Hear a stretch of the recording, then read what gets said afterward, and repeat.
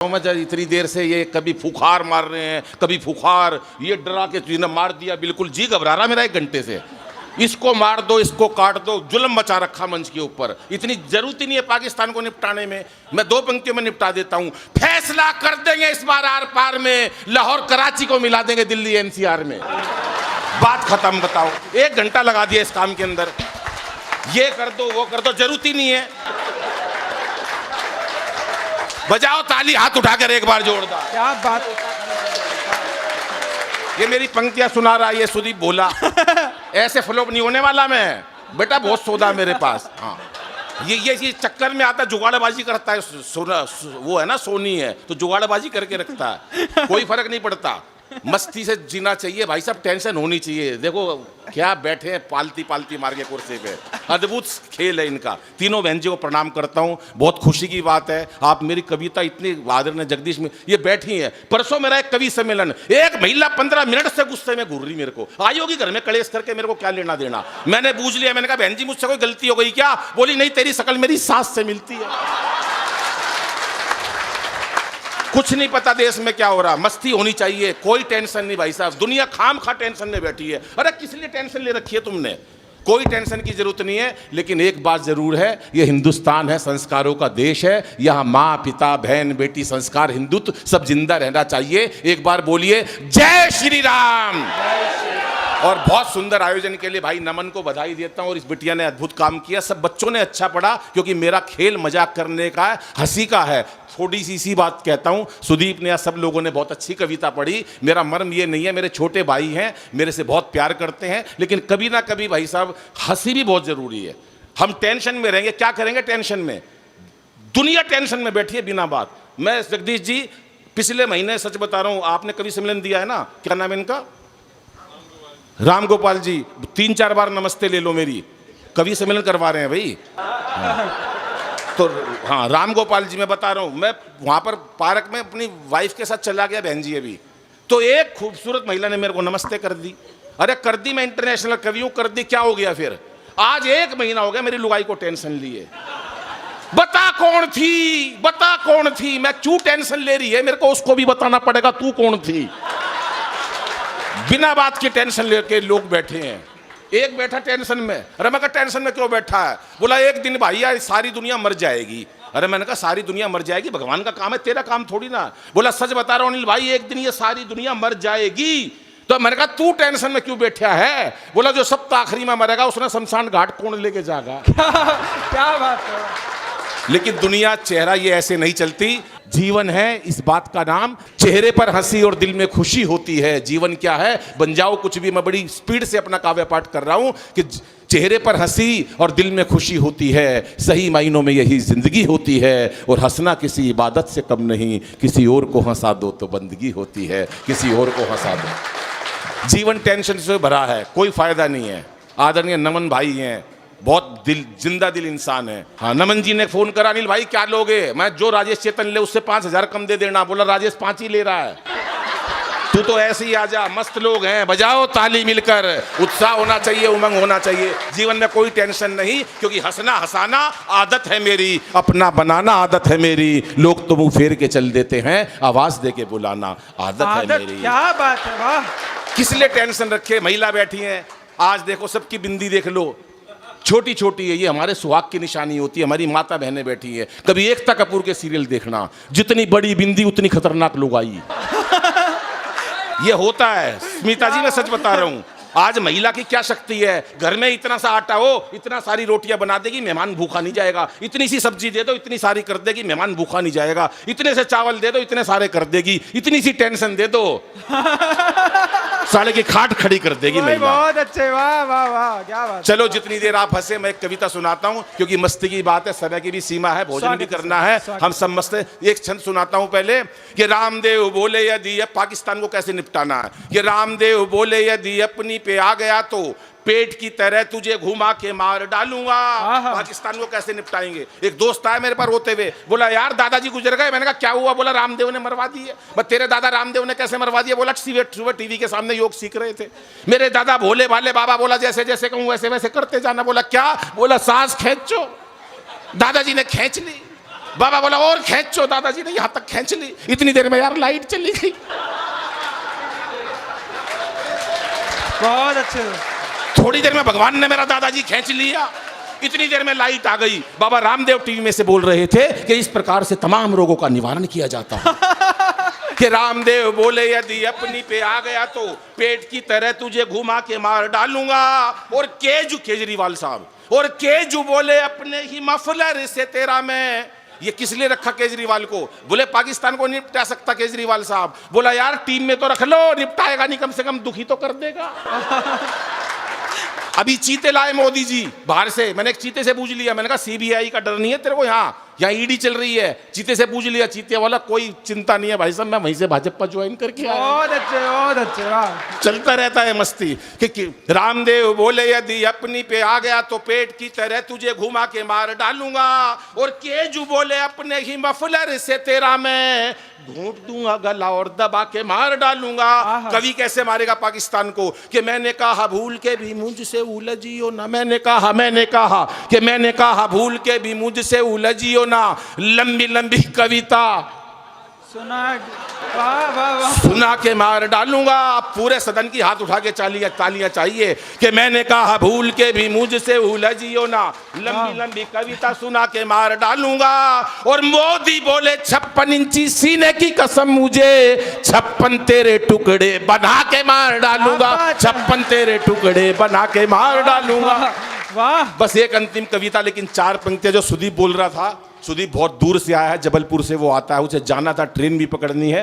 मेरा छोटा भाई है, लेकिन उसने जैसे बताया 4 पंक्तियां बहनों के लिए, बेटियों के लिए संस्कार का मंच आपने सजाया है। बहुत बात करी देश की मेरी बहनों ने, मेरे छोटे भाइयों ने। अगर हमारी युवा शक्ति के अंदर इतनी ऊर्जा है कि वो देश की और सनातन संस्कारों की बात करते हैं तो कोई खतरा मेरे देश को नहीं है। जब नमन भाई जैसे लोग ऐसे कार्यक्रम कराएंगे, जब ऐसे प्रबुद्ध श्रोता 4 घंटे तक बैठेंगे, जब आदरणीय जगदीश मित्तल जी जैसे लोग जो पूरे देश में और विश्व में निस्वार्थ एक अलग जगाते हैं, तो ऐसे हमारे हिंदुस्तान को कोई विश्व गुरु होने से रोक ही नहीं सकता साहब। ये अद्भुत बात है। हास्य मजाक में बहुत कुछ कह देते हैं, क्योंकि ये भी बहुत जरूरी है। जब तक आदमी भावना में, जब आज बीमारियां इतनी बढ़ गई है, टेंशन इतनी होने लगी है, एक बार जोरदार ठाका लगा दो बहन जी, 88,000 नाड़ी खुल जाती हैं। कितनी? मन नहीं कही, रामदेव ने कही है। एक बार जोरदार ठाका लगा दो, 88,000 नाड़ी खुल जाती हैं। एक बार ये बोला मेरे से 88,000 नाड़ी, मैं तेरे अंदर तो 700-800 है टोटल, तू रहने दे। 88,000 नाड़ी खुल जाती है। मैंने पब्लिक में एक दिन ये बात कह दी, मैंने कहा एक बार जोरदार ठाका लगा दो, 88,000 नाड़ी खुल जाती है। पब्लिक में से एक आदमी खड़ा हो गया, बोला मेरा तो नाड़ा खुल गया। मैंने कहा ये नाड़ा क्या होता? बोला नाड़ी का हस्बैंड। बजाओ ताली। सुनिए आखिरी, अद्भुत अद्भुत अद्भुत। अब सुनिएगा साहब, स्वागत है। चला एक हाथ खड़े करके एक बार तालियां बजाओ पूरा सदन। बहुत अच्छा। समय कम था मेरे पास, लेकिन मैंने जितना 5-7 मिनट में चाहा आपके चेहरों पर मुस्कुराहट लाने का प्रयास किया, क्योंकि जिंदगी इसी का नाम है। मैंने बताया ना कि चेहरे पर हंसी और दिल में खुशी होती है, सही मायनों में यही जिंदगी होती है। और हंसना किसी इबादत से कम नहीं, किसी और को हंसा दो तो बंदगी होती है। यही जीवन है साहब। एक अंतिम कविता जो बाबूजी को प्रिय है, और आज का मंच संस्कारों का मंच है, तो एक संस्कारों की कविता केवल 3-4 मिनट की 9 पंक्ति की कविता सुनाता हूँ। माँ के बारे में कोई बात नहीं हुई, पिता की कविता पढ़ी गई, बेटियों की कविता पढ़ी गई। 4 पंक्तियां बेटियों के लिए। बेटा थोड़ा सा इसको ठीक कर दे, मेरे मतलब का नहीं है ये कि इसे बेटा बना पालो तो ये इतिहास छू लेगी। बचपन में हम आजकल देखते हैं बेटियों को गर्भ में मार देते हैं। हरियाणा राजस्थान में तो ये पता नहीं परंपरा कितनी बढ़ गई थी, अब कम हुई है। मोदी जी तमाम लोगों ने बेटी बचाओ बेटी पढ़ाओ का नारा दिया तो ये कुरीति दूर हो गई सर। और आजकल आपने देखा होगा क्या हाल हुआ। उसके बाद जब नारियों को सम्मान मिलने लगा, आगे बढ़ने लगी, तो ये कुरीति कुछ कम हुई। या कवियों ने अपनी वाणी से बात कहनी शुरू करी कि इसे बेटा बना पालो तो ये इतिहास छू लेगी, करो विश्वास बेटी पर तो ये विश्वास छू लेगी। कभी जीवन में बेटी को नजरअंदाज मत करना, जरा से पंख खोलोगे तो ये आकाश छू लेगी, जरा से पंख खोलोगे तो ये आकाश छू लेगी। ये हमारी बेटियां हैं। और बेटी, मैं एक सच्ची बात बता देता हूं, अभी तक तो मैंने हास्य किया, जो मेरा काम था लोग हास्य के लिए बुलाते हैं, नवन भाई ने भी इसीलिए बुलाया है। लेकिन सच्चाई ये है, मेरे अंदर ये सब लोग हास्य भी कर सकते हैं, इनके भीतर संवेदना भी है, देश भी है, संस्कार भी है। लेकिन मैं जानता हूं कि इस दुनिया में, इस धरती पे माँ से बड़ी कोई चीज नहीं है साहब। माँ वो जो पूरे परिवार का पालन करती है, उसके त्याग की कोई सीमा नहीं है। ये बात मैं अपने मन से, हृदय से कहता हूँ। ये तमाम मेरी बहनें माताएं बैठी हैं। एक अंतिम कविता नमन जी पढ़कर अपना स्थान लेता हूँ। मंच का भी ध्यान चाहूँगा, सुनिएगा साहब।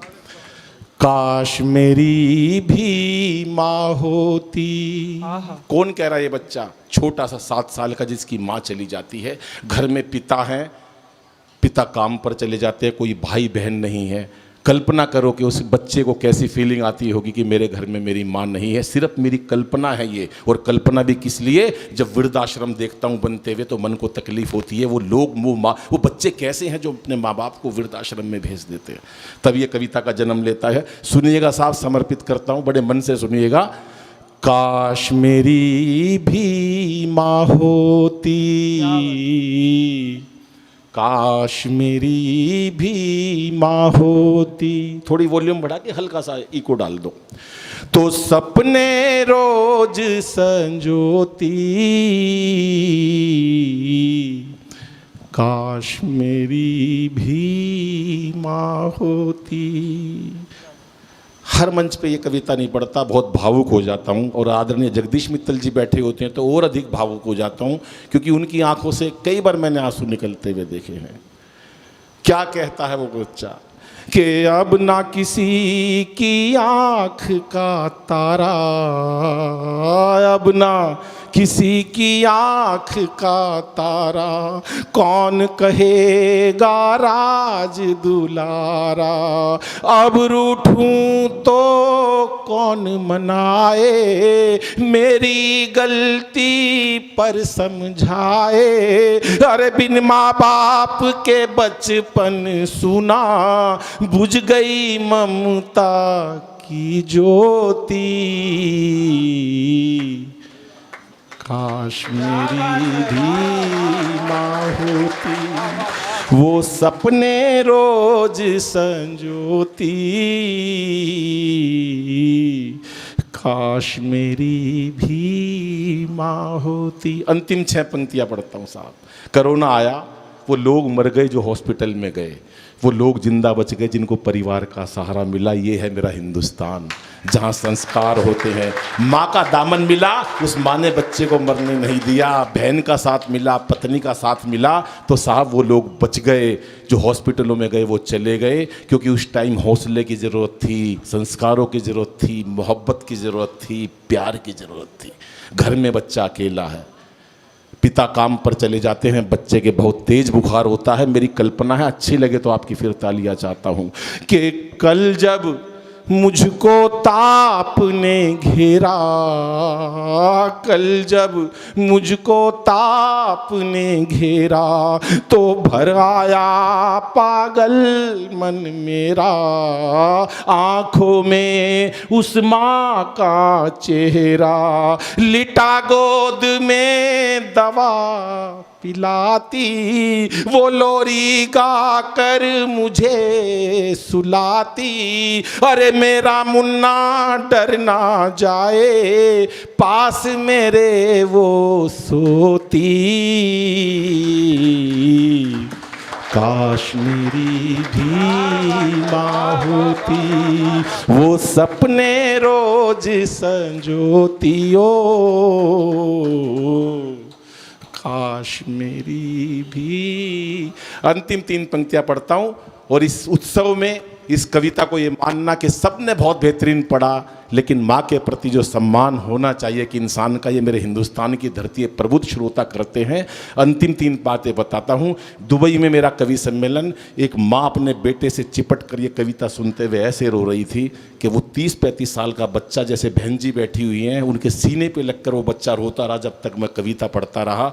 दुबई वो काम करता था, बॉम्बे से उससे मिलने गई थी। जब मैंने कविता पढ़कर मैं नीचे उतरा तो मेरी बहुत ही, उसने मेरे को साधुवाद दिया। उन्होंने कहा कि भैया ऐसी कविता माँ की कि मेरा बच्चा मेरी छाती पे लगकर जब तक कविता चली वो रोता रहा साहब, क्योंकि माँ दुनिया में चीज ही ऐसी है। माँ से बड़ा कोई नहीं हो सकता। कहने लगा कैसे करूं मैं, क्या कोई ऐसा काम है जो माँ का कर्ज उतारा जाए? मैंने कहा कभी जिंदगी में माँ बाप का कर्ज कोई उतार ही नहीं सकता। ये घोर कलयुग है। बच्चा सुबह काम पे जाता है, रात तक टाइम ही नहीं मिलता मिलने को माँ बाप से। लेकिन इतनी भी घोर कलयुग मत मचाओ ये हिंदुस्तान के अंदर। ये संस्कारों का देश है। हम बच्चों को पैकेज सिखाते हैं तो संस्कार भूल जाते हैं। बोला क्या करना चाहिए? मैंने कहा बस 3 छोटे छोटे काम करो। एक तो जब माँ बाप से आप घर में जाओ अपने काम पर तो मिलकर जाओ। हम सीधे चले जाते हैं, वापस आकर भी नहीं मिलते। वो माँ सारे दिन इंतजार करती है मेरा बेटा काम से आएगा। उसकी दुआओं से हम जिंदा बचकर घर पर आते हैं, लेकिन हम अपने पत्नी के कमरे में चले जाते हैं, माँ बाप से बात भी नहीं करते। नंबर दूसरी बात, अपने माँ बाप को कभी ऊंचे स्वर में बात मत करो। वो अनपढ़ हम उनको मानते हैं, हम मोबाइल के बच्चे हैं। अपने माँ बाप से कैसे बात करते हैं हमें नहीं पता, उनके मन को कितनी तकलीफ होती है। कभी माँ बाप से ऊंचे स्वर में मत बात करना, भले ही वो थोड़े कम ज्ञानी हो। और तीसरी, अपने माँ बाप को उनकी सामर्थ्य अनुसार, उनकी आवश्यकता अनुसार ज़रूर पैसा दो। उनका हाथ अपने आगे मत पसरने देना दोस्तों। अंतिम 3 पंक्तियां पढ़ता हूं और अच्छा लगे तो पूरे सदन का एक बार आशीर्वाद ऐसा मिले जो अभी तक ये कवि सम्मेलन में मुझे लगता है कि सब लोग मिलकर आशीर्वाद देंगे। तीनों बैठे हैं और जब भी मैं कविता पढ़ता हूं ये दोनों जरूर, इनकी आंखों में आंसू आ जाता है। ऐसा लगता है मुझे कि ये दोनों अपनी माँ से एक भीतर से एक भाव आता है। अंतिम सर आपके चरणों में लगता हूं, आदरणीय जगदीश जी की प्रेरणा है कि मात पिता अनमोल खजाना। बत्रा जी, मात पिता अनमोल खजाना, इनका प्यार ना कभी भुलाना। मात पिता अनमोल खजाना, इनका प्यार ना कभी भुलाना। कष्ट यदि तुम पहुँचाओगे, ओ कष्ट यदि तुम पहुँचाओगे तो याद करोगे पछताओगे। कीमत तभी पता चलती है, अरे जब वो चीज नहीं होती। काश मेरी भी माँ होती, वो सपने रोज संजोती।